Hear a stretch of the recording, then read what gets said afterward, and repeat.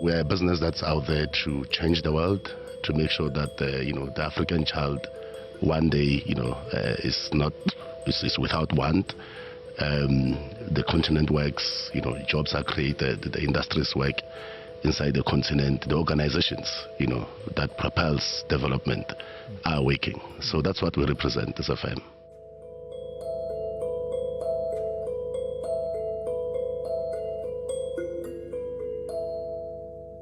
Hello and welcome once again to yet another program, another episode of Truth in Development. This is a podcast that is powered by the Ntiyiso Consulting Group. And with me this evening are the executives, the very founders of the organization.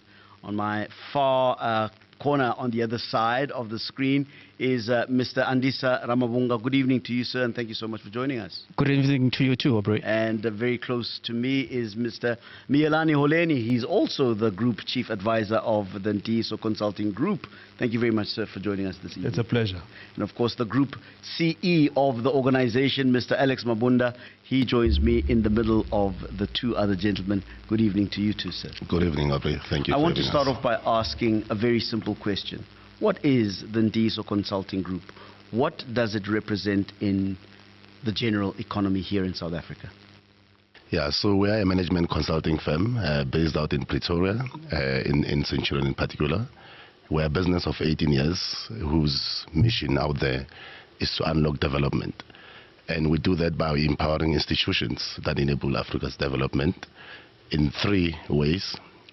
We improve the performance of towns and cities, where that's where development is anchored.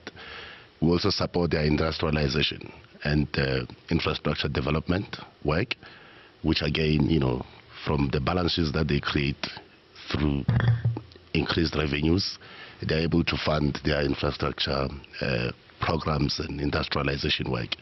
We also make organizations work through our business consulting subsidiary, so to speak.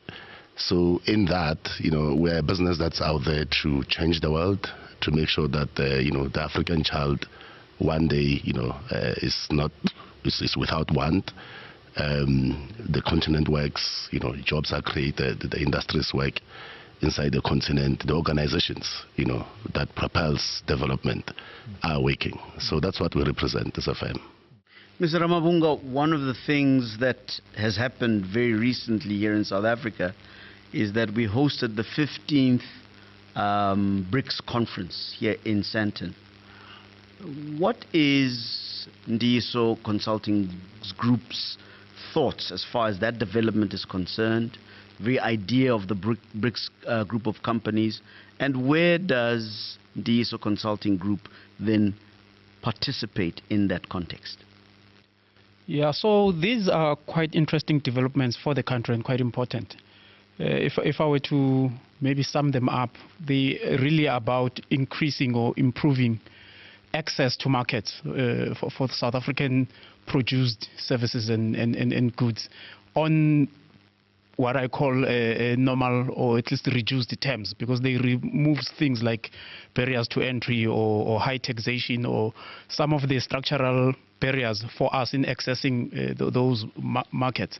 I think what it means for the country, though, is that we need to relook how we plan our economies, because again, with the expanded market, we need to fulfill that demand.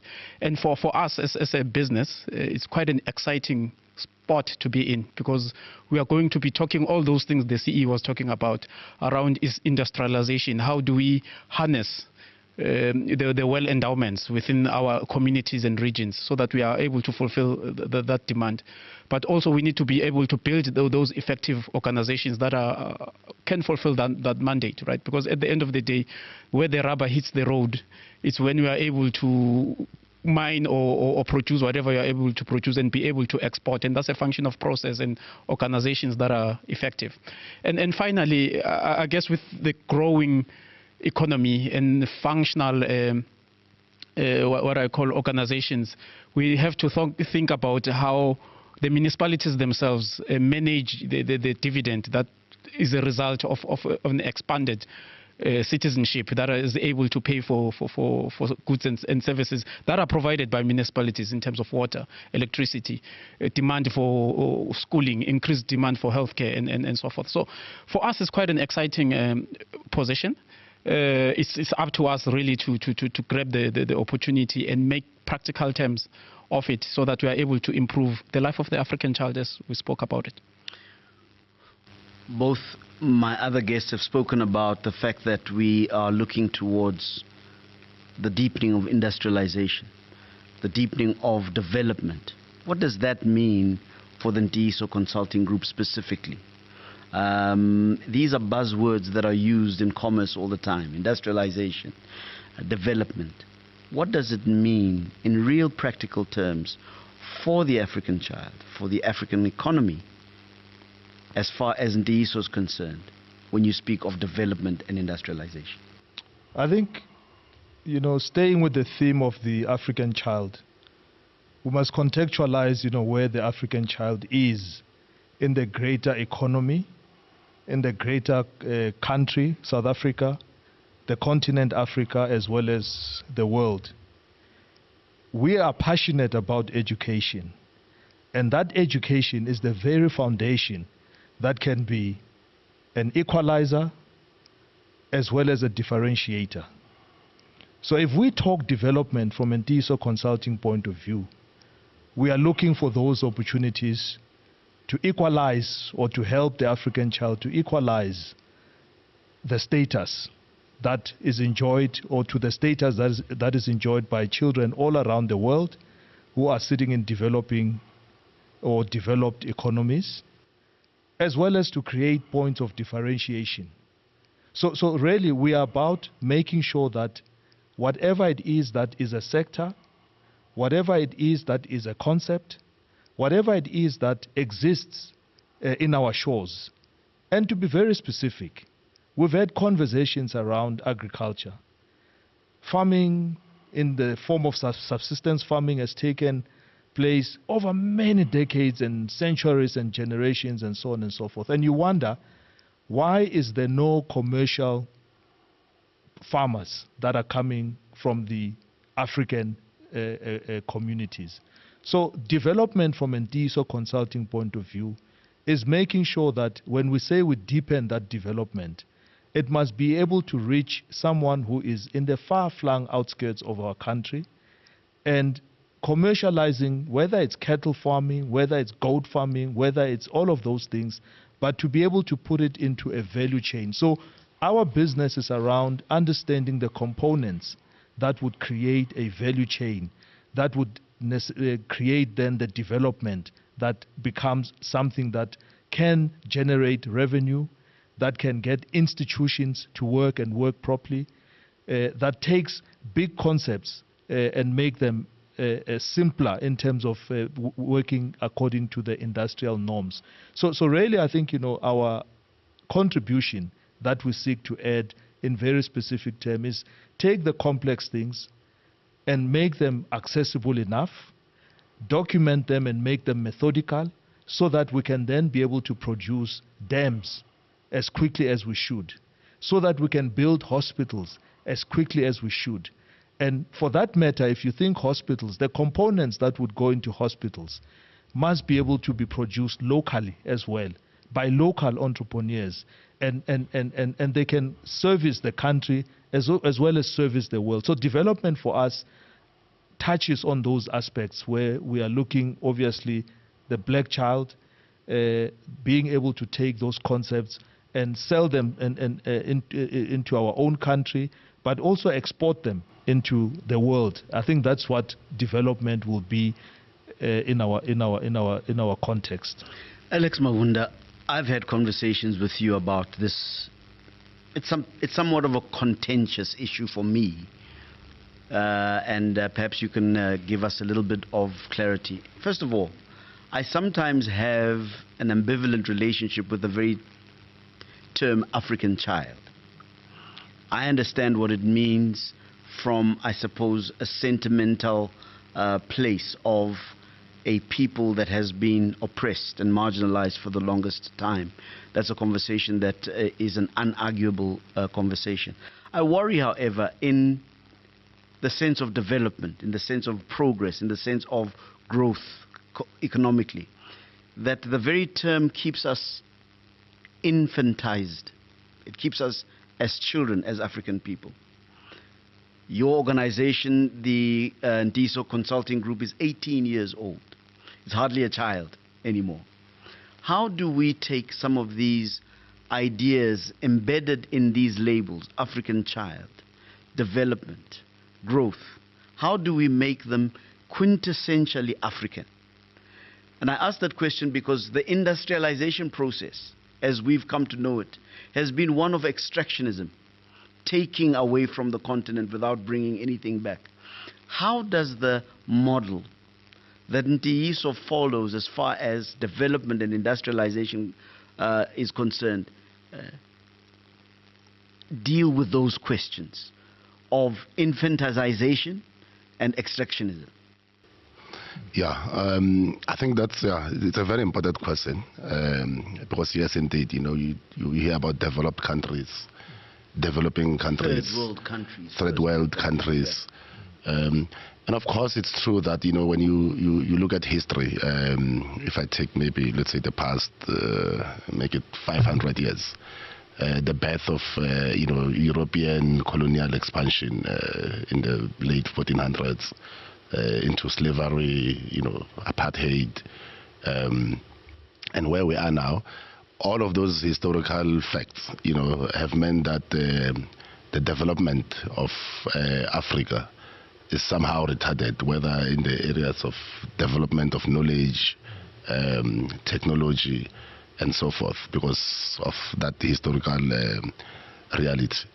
So in 2023, when we talk about development, you talk about development within the world and a context that has already been nurtured, from a Eurocentric point of view, whether it's the culture, from within the capitalist system, the kind of products that we consume, the manner of consumerism, and even the language, that's used to espouse these concepts. So it is true that as a firm that is, African in its background, when we have a conversation and model our business around development, it has to take into account our unique place, as Africa within the greater context of development. I think when we had a discussion, you and I, last time, we spoke, for example, about the role of indigenous knowledge systems within development. And I think at one point I did remark that in as much as, yes, we want to go and buy machinery in China and start manufacturing some of the products that we consume on a daily basis here, we want to take this a step further, using research and innovation to then say, what are the elements of, our historical context, our cultural context, that the world has not been able to experience, that we can curate into unique products, and go into those markets. We're talking about BRICS now, we're talking about the EU market and so forth, and have products that are just as competitive. And I have always emphasized the relationship between science, technology, or technological development and culture, So if you look at a motor vehicle, for example, the whole concept of how it's built, you can be sure that if this same concept was developed in Africa, for example, maybe it wouldn't be exactly the same thing where there's a round thing and pedals on the one hand and four wheels. Maybe it will look different. Maybe the driver will be sitting in the middle, because of the way, we think and so forth. So development, it's in our context to say, how do we take the best of what we have? We are late comers into the game. How do we play the late comer advantage, the last mover advantage, as it were, and go there and compete as equals within the global stage? One of the things that I'm watching with keen interest, Andisa Ramabonga, is how, we've just been speaking about the cultural concept, the cultural aspect of the African reality, is how the Amapiano phenomenon has taken the world by storm. It is a genre of music that is spawned from certain South African cultural realities. Are there, and that's the one thing that I'm seeing, are there other aspects of South African commerciality that we can export to the rest of the world using the vehicle of the Ntiyiso model of industrialization and development? I think that's a loaded question, Aubrey, but there's quite a lot that as a country and a continent we can export to the world, right? I think we are off now a world that has been built out of exceptionalism, without quoting maybe the major powers. One of the biggest drive is the drive that an individual has to be one, and rightfully so, around meritocracy and individual exceptionalism. That's what gives rise to development and prosperity, right? But for Africans, that's different. It's not about the individual, but it's about the collective, it's about the community. That's one aspect, I believe, in terms of leadership, in terms of organizational development, we can export to the world. And this is something not only unique, I think, to South Africa, but it's predominantly African in nature. I think there is a school of thought I could even go on in terms of academia, by the way, if you look at concepts like incentive, payment of design of and payment of incentives, things like performance management, things like organizational design. And if you were, and I guess this is now to the CE's point again, that says, if we were the ones developing these concepts, they will probably manifest very different in the world, because we are less about ourselves but more about the community. I think the saying goes, umuntu ngumuntu ngabantu. I think that's what foregrounds it. So I think we've got quite a lot to export even to European markets. I mean, I'm thinking now, if we were to look at Europe with an aging population, there's quite a lot that we can bring in terms of management thinking and care around how those organizations are run, so that they have a bigger dividend to the society as a whole. So yeah, management, organization, let alone just our natural resources. I do believe that Africa and South Africa is particularly set up to export this thinking, or this infusion of thought. There's quite a lot that we have to offer the world, and it's about time that we. And I think there's a whole lot aligning, and I can go on political. If you were to look, for example, at energy and the green revolution that's happening, I think Africa is at the forefront, because we're the least developed of all the industrial ones around, showing people the light of how development can take place without harming the environment. So we're sitting, I think, in a very good position. I think we have quite a lot of value to offer the world besides just the culture that we export. I mean, we're not about how good we can live the European or the Western culture, but there's quite a lot that we can bring into their world that could take care of some of their social ills that are currently there. One of the things that I mentioned earlier on, Mielani, was the issue of the extractionist tradition of industrialization, where often the powers that come from Europe and elsewhere come into the African continent, and indeed South Africa, to extract, to take resources out of the continent and then add value to them elsewhere, only to sell them back to us. That value chain, where do you see Ntiyiso Consulting Group's influence in perhaps turning that process around, such that we can see other parts of the world as resources and bring certain things to Africa so that we can add value to them and sell those things to them? Is that even a conceivable idea? Is that part of the way that you are thinking about the industrialization development space as far as Ntiyiso Consulting is concerned? Yeah, absolutely. And I think, to put it into context, beneficiation, I think, becomes the buzzword that has been thrown around. There are policy documents around beneficiation. when we take our history as well as an organization, is the very tenet of our existence was around looking at various institutions that have knowledge, that sit with archives of knowledge, that sit with patents, that sit with products, that sit with a whole lot of things that from an African continent, they belong to us, so to say. And we can offer them to the world in different ways and means and so on.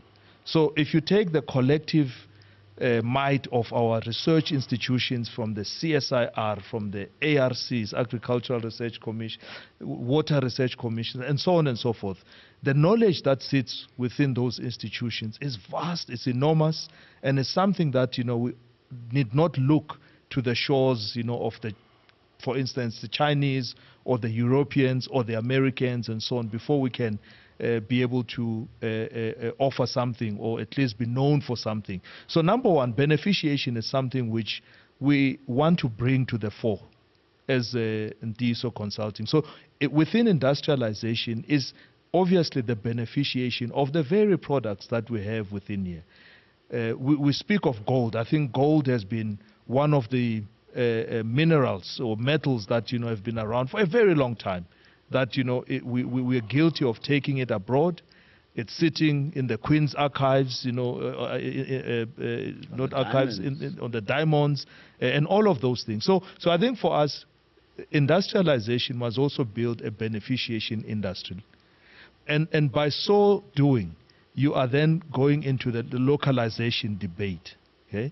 You mentioned the BRICS. I think one of the things that we wanted to contribute, and we are contributing to the BRICS debate, is around, obviously, we were sitting with the energy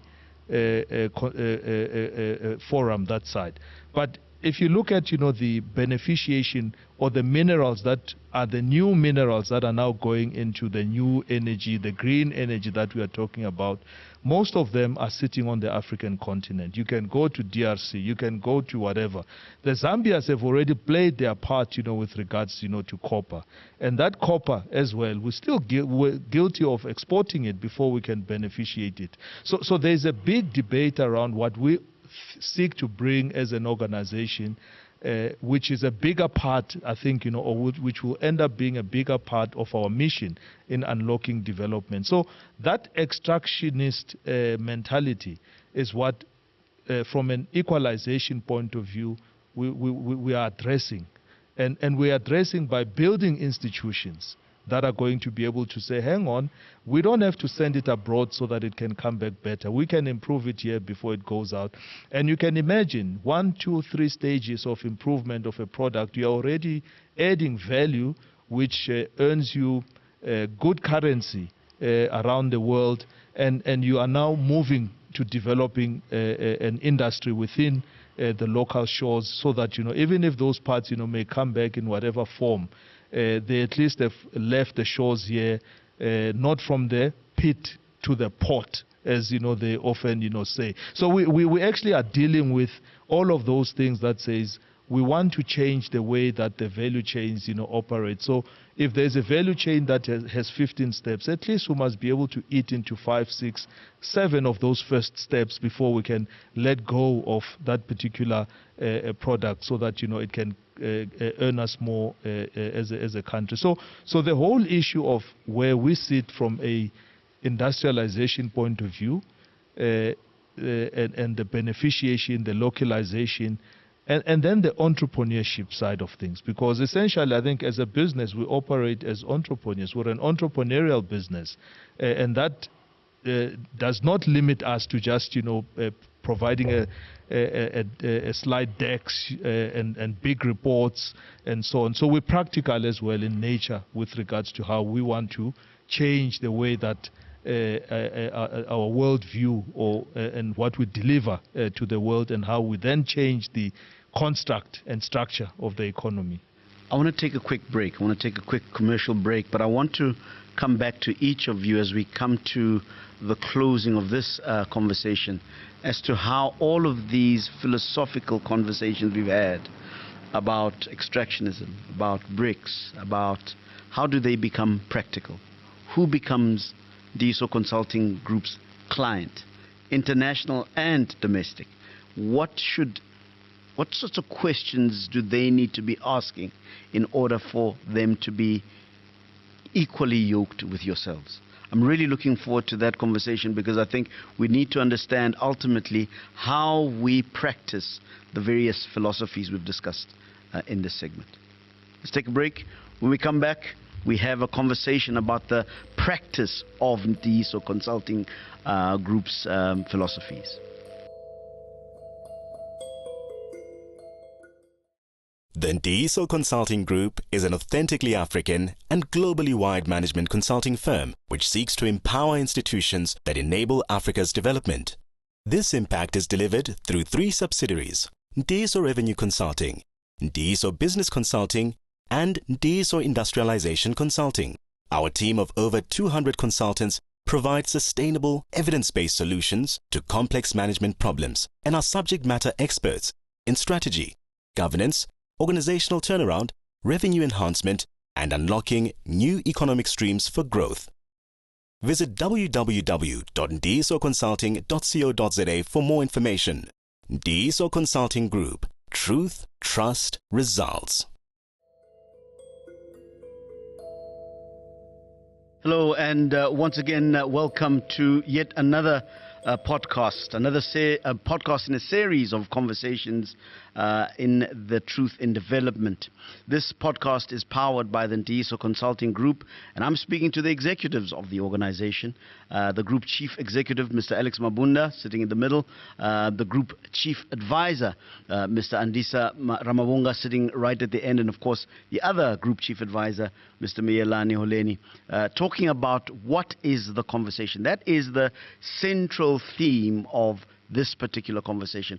What is the Ntiyiso Consulting Group and what is it about? We've had a rather philosophical conversation about the values, the understanding that they hold around what industrialization is, what development is. We want to turn our attention now to how they do all of that. What are the tools at their disposal to be able to execute the mandate that they've been talking about earlier on? I want to start with you, CE, and talk about what are some of the achievements that in the 18-year career of the Ntiyiso Consulting Group led you to the place where you say the anchor focus of the Ntiyiso Consulting Group is development. What led you to that from a practical point of view? Yeah, so, before we started Ntiyiso Consulting, I think the whole idea of contributing into development had always been there. We did a lot of work with the likes of CSIR, NACI, I think that's National Advisory Council on Innovation, and other related organizations that were referred to here around the Science Council, DTI, absolutely, the Department of Science and Technology, around how do we harness, the collective knowledge, skills, research, and so forth, in light of, obviously, our natural and other related resources to create new industries. So that was there before 2005 when the company was founded. So already, when the whole idea of forming Ntiyiso Consulting came to the fore, those conversations were there, and it was within that context that our first major project was building a factory in Limpopo, in the Malamlele area, to process, sisal fiber into yarns and cords, which are used, in various industries, including the maritime for ropes, used in the agricultural industry for cords and twines to tie up your potatoes, used to make rugs, and some could also be used, in the automotive sector for development of, car seats, composites, as it were, right? So that had always been the case, and of course we're resuscitating these plantations that had been left failure from the previous, government, the pre-1994 government, as it were. So But of course, over the years, we gravitated more into management consulting, because in building those industries, there's a lot of management concern that you need to understand the discipline of it. And over time, then, the whole issue of local government also came in. Local government, because municipalities should be and are supposed to be the engines of growth, because you will never do anything anywhere without a municipality. I mean, right here in the studios, for this building to come to the fore, you needed to go through municipal processes. And I think that's something that, anchors us seeing ourselves as being out there to unlock development. So I suppose what your reply helps me understand is that all of those values, all of those philosophies we talked about in the previous segment do find practical manifestation. I'm interested to find out from you, Mr. Mielani Holeni, as to who is your potential client. What sorts of problems should they be experiencing in order for them to see you as a solution? So if I'm sitting out there and I've got what kind of problems in order for me to think about giving Ntiyiso Consulting Group a call? Yeah, so we solve essentially three kind of problems. And I think these problems have a way of feeding into each other. So if you just think of the previous example that was given around building a factory, when you have a factory, you create jobs. You're essentially creating an economy around, wherever you're building that factory, and that economy is local. So that's the first issue, that, we solve economic problems. So across the country, across, the continent, across wherever, economic problems exist in different forms, at different scales, requiring different solutions. So if you think of an economic problem, what do you need as a client? Firstly, the country itself. So South Africa, Inc. is a client of ours, but is a client of ours in the components of the various areas that, they are trying to create sectors, or the way that it's sectorized in terms of, the economy. So you can take it, and I'll go back to the agricultural side of things, because essentially you build a factory to produce what, or to process what.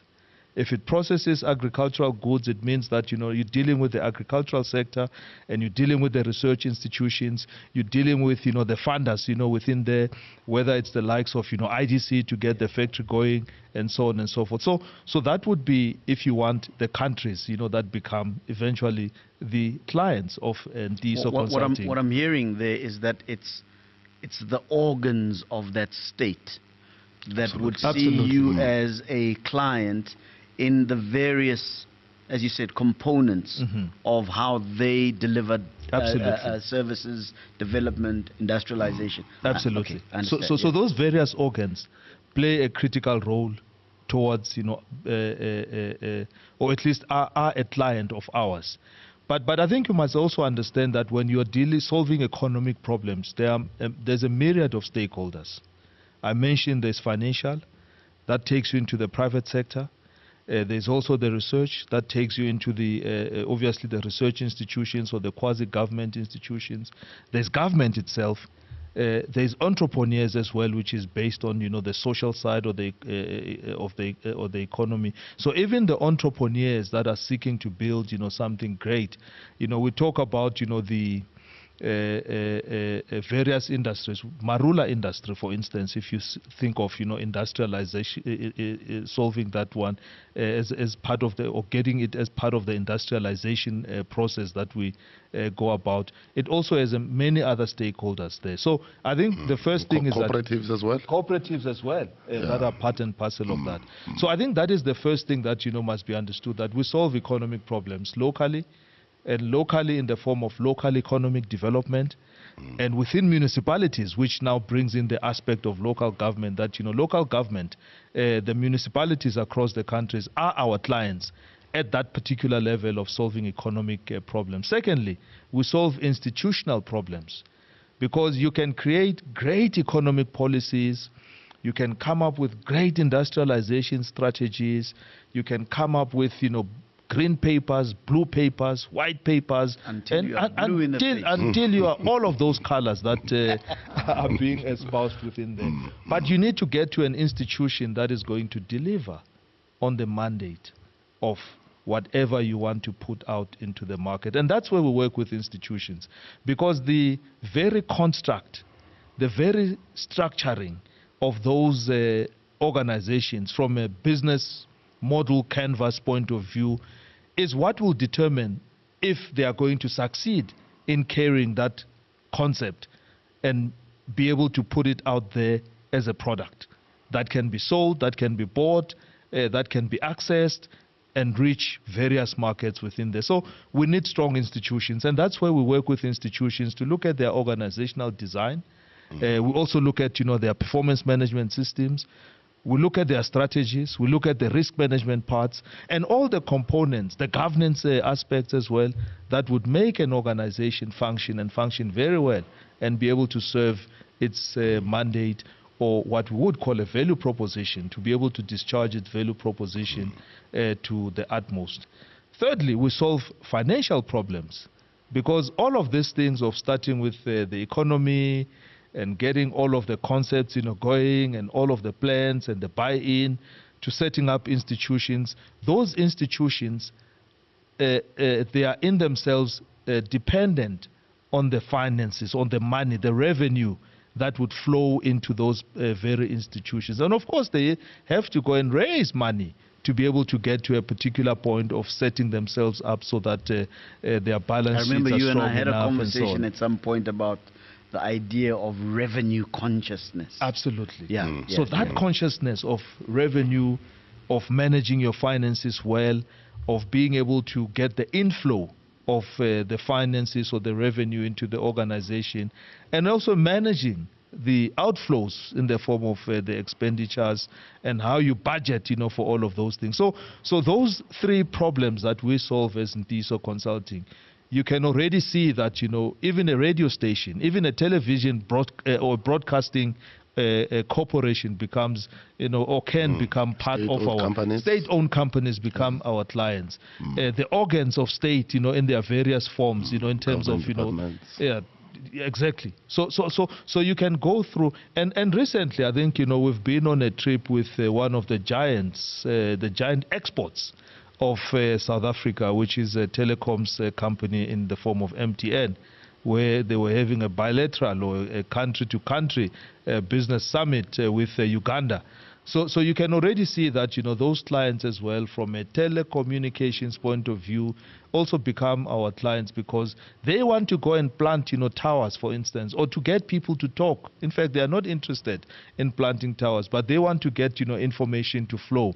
And we become as well a key catalyst of helping and a conduit of helping those institutions to be able to roll out, to be able to grow within the markets, and be able to grow other sectors that would make a sector such as telecommunications to be I want to bring vibrant. Andisa Ramavunga into this conversation, because him and I have had deep, long conversations around the whole idea of a value proposition. And listening to your other colleagues talk about this three-pronged value proposition that is the Ntiyiso Consulting Group, have you done the work to provide a value proposition to the market that is easily recognizable? Because I imagine that part of what you guys teach organizations is that your value proposition must be such that any company can be able to hear themselves in that value proposition. Talk to me about that, and maybe even include the idea around BRICS, because one of my concerns, gentlemen, is the fact that, are we taking those opportunities? Is a company in China going to be able to see themselves helped by Ntiyiso Consulting Group, given your value proposition? Yeah. So yeah, we've thought a lot about that, and I guess I can go to town. But we basically define our value proposition, I would say, at 3 levels. And again, this is try to speaking the most layman term of languages to to the market. You would have heard my colleagues say that we empower institutions that enable Africa's development. That's, I mean, the pinnacle or the mission. And people who might argue, okay, but what do you mean you empower us? But already we're starting to relate, right? Then the question goes on to say we empower you in 3 ways. And again, we are very simple there. We say we create economies that create jobs, right? We'll help you create those economies. That's one way we empower you. The second one is we'll help you develop institutions that can deliver on the mandate, right? And then thirdly, we say we will help utilities or municipalities create a cash surplus out of their own revenue base. So that's the 3 way that we do it. And again, we can delve even further to say, how do we do this? But you'll understand that we're almost like an onion, and as you peel it, this is when the clarity of what we do unfolds. But I think the most important thing is that from the onset, we are able to then capture your imagination and be able to have a conversation around what we do. We spoke a lot about economies, by the way, and for us, I can even deal Tripa as an example, by the way, because otherwise we'll be here longer. And when you say, but how do you create these economies? So we'll help you plan, right? We'll help you develop a local economic planning strategy or a regional strategy that's pegged into it stakeholder mobilization, right? We'll help you take whatever you've done out of that economic development plan, test it to say, is it feasible or not? So we do feasibility studies.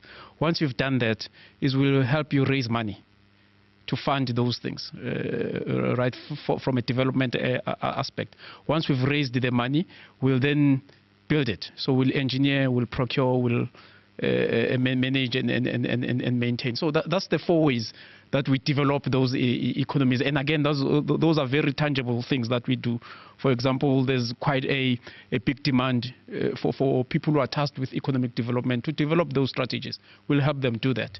Once we've done that, there's quite a lot of demand for infrastructure planning and infrastructure development, and we'll help you do the master plans. I'll tell you what I'm also hearing embedded in your explanation, that you also assist your clients or potential clients to develop the language and the thinking that provides them with the questions for what's the next step in the developmental process. Yeah. Because I think your job is not to provide this, but it is to provide this in context and how to go through the evolutionary process of how to get that. Would that be correct? No, that's correct, Aubrey. But and you're touching on a very important point to say that I mean, one of the biggest mantras we have is that we are not a cookie-cutting organization. We don't come with predisposed ideas or this thing that says because we've got a hammer, we see every problem as a whole. Yeah. That's why we expand our solution base, considering many aspects that could impact economic development. Maybe other people are planning much better. Their maybe problem is not so much the planning aspect, but it's the execution element. And maybe other people do execute better, but they are not getting the results. Maybe they are lacking in the planning aspect. So it's quite important that when we approach a problem, we think holistically around how to solve that particular problem. And by the way, that way of thinking about the problem and that way of operating is pervasive across our value proposition on economic development, on institutional development, and revenue development, in a sense that we are what we call value chain or ecosystem value players. So we look at the picture in total, in terms of what makes up the picture in terms of puzzles, and we try help you unearth what that picture looks like. So I think you're saying what does it look like in terms of a place where we have solved, a problem in terms of, our value propositions. Andisa spoke about, the economic side. Let's talk about the financial side, maybe, which is the revenue side. Friday afternoon, we get a call by one of our clients, or someone who was one of the clients that we have, we're a long-standing client now. They say, we've run out of money. We're not able to bill We're not able to do, to budget. We can't fund our budget and so on and so forth. So I think true to form in terms of, understanding, because we always must have an understanding of when you say you've run out of money, what does it actually mean? Is it that people are not paying you? Is it that, you are not able to print, the bills and send them out? Or you are not enforcing the payment that, you're supposed to be receiving, the disciplines we're talking about. So again, in terms of the language, to dovetail to what Andisa has said, is we talk about completeness of revenue. So firstly, let's understand, are you having a completeness of revenue problem? And that simply says, if you were supposed to get 1,000 rand, are you getting that 1,000 rand? If you had 1,000 households, are you submitting bills to all the 1,000 households? And are you making sure that, of the service that the 1,000 households consume, you are billing them for all of those accurately enough to be able to? Then the next issue is that, okay, or is it a leakage problem that you have within the system? And a leakage, simply means that for instance, the revenue that, you are supposed to, or the services that you are supposed to be billing for, some are perhaps, left out, they are not billed, consistently, or there's theft in the system where some of the products are being stolen, illegal, electricity connection, illegal, use of water, and so on and so forth.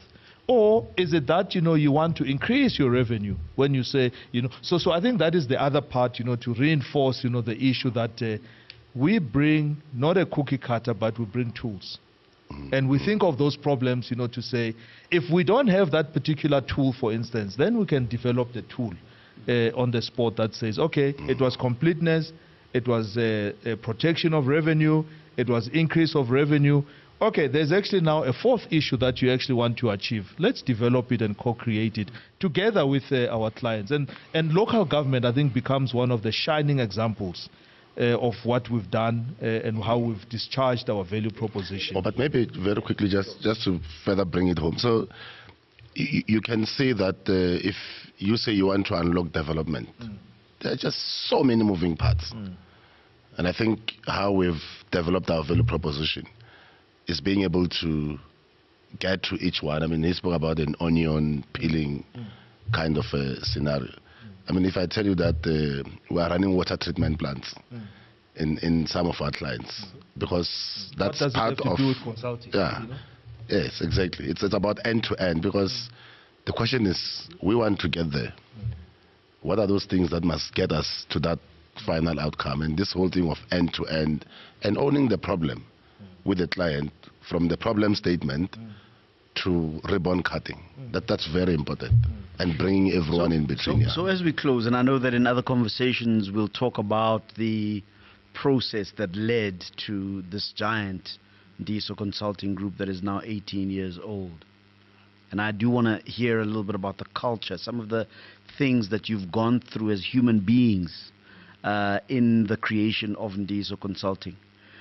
But as you talk, and I get the sense that, yes, you've got to have a sense of the fact that you're dealing with many moving parts. Is there, though, CE, as we close, no concern around the fact that you can start to become all things to everybody and therefore not have a focused existence in the business world? Is there no concern about that? And what do you do around making sure that you keep the discipline of being the kind of company that is able to answer the question from problem statement to ribbon cutting, as you said? What is being done about that? How do you remain disciplined enough to be the company that has grown from nothing to what it is 18 years later? Yeah. So, no, of course, there's no concern. In fact, our latest conversations, around even some of the similar businesses in our space, I can't mention names, but I mean, you have a consultancy that has 170,000 employees in one country, right? Do you think that those 170,000 people sit there and just do what consultants are known to do, which is to write slides and present? I mean, you can only go take that up to so much, right? They do that because much of the work that they do is got to do with helping clients deliver tangible results. right? So we're not worried about, and in fact, this whole thing of Ntiyiso Consulting looking exactly like the way we're describing, which seems to be everywhere and somehow nowhere, it's a progressive step into how we've been looking at this business, right? Because previously it was, oh, we have revenue there, you know, do what you do in revenue. Oh, we have business consulting there, do what you do in business consulting. We have industrialization consulting there, do what you do with industrialization consulting. But over time, we then begin to say, hang on, there's a common thread among these three elements. And what is that one common thread? We're busy unlocking development. When those three components work together like a hand in glove, the outcome is development. And it's very important that as a business, and this has spoken this a lot in your show about value proposition, there must be that one thing that you are known for, right? That one pain. And we've surmised that development is an existential problem in Africa, in certain parts of the so-called developing world, and certainly in South Africa. And as a business, we've now given ourselves a singular mission to go out there and unlock development, and using these stratified capabilities as the means and not as the end on their own. Yeah, I know you said, you know, I know you said you want to close, but I think our business, we're in the business of thinking. So if we find ourselves running utilities in a mechanical sense, I think that's when we'll then become worried. So when we go and run wastewater treatment plants or water treatment plants, you know, for us is that if we don't add any thinking process and changes to the way that things are being done, then I think that's when then we we're look at failing each as other a consultants, yeah. and say, you know what, we are just like anyone who can jump into a bakkie with a toolbox and go and, you know, ask what the problem is. You know, we must be able to then, before we go out, you know, into that bakkie with a toolbox, have curated what actually the problem is. What is that problem that we're trying to solve? And what are the ways that we can solve that particular problem? So I think that's how we are going to at least guard against, you know, us, you know, veering off and going to run power stations for the sake of running power stations. So ours is not because, you know, there's a return or there's a rand or there's a dollar or there's a euro, whatever the case may be, is how can we align with the thinking, the deep thinking, the organic thinking, and I think, you know, what others would call the epistemology, you know, aspects, you know, in terms of, you know, thinking about, you know, the problems in different ways and in the right ways, but in new ways to be able to create, you know, new ways of solving those particular problems so that they don't recur. I do need to close, but I want to give Andisa the last word as we close, because I think that in the next episode we'll be able to cover issues of not just what is Ntiyiso Consulting Group, but who is Ntiyiso Consulting Group. But you wanna close off for us, Andisa? Yeah. So Aubrey, and I accept your question around us being everything to everyone, but I'd like to maybe deviate a bit and saying, remember, it's less about us. Right. It's more about what the client needs.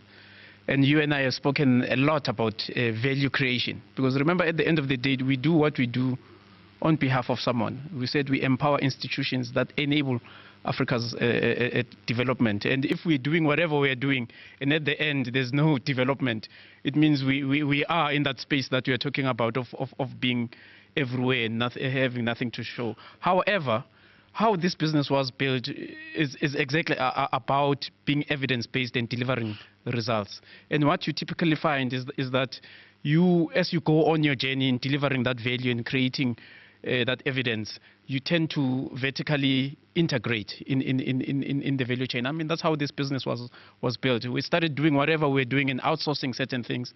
The quality obviously was not right, which compromised the value that we created into those clients. And to Melanie's point, we then come back in.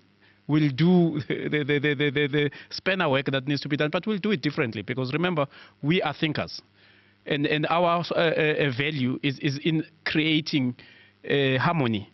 Even in spanner work, we'll quickly come in and create that harmony. And guess what? It creates opportunities to start outsourcing that thing in a better state to other better, maybe less, more suitable business. But for us, we see this not as a conflict, but as a way of guaranteeing results. And it's also a way of building that thought leadership you're talking about, but also building stronger institutions if we're ever to outsource, because we are not that business that outsource for the sake of outsourcing. We always co-create, Right. co-work with whoever that we partner with, because ultimately it's about the client and less about us. Yeah, yeah.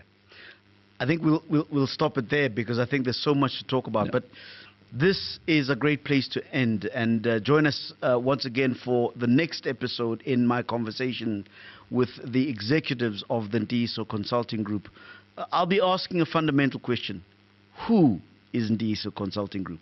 Today we entertained the question, what is Ntiyiso Consulting Group? And I think in that conversation you'll begin to understand what is behind the values that fuel this organization, Ntiyiso Consulting Group. Thank you very much for staying with us. We'll see you next time.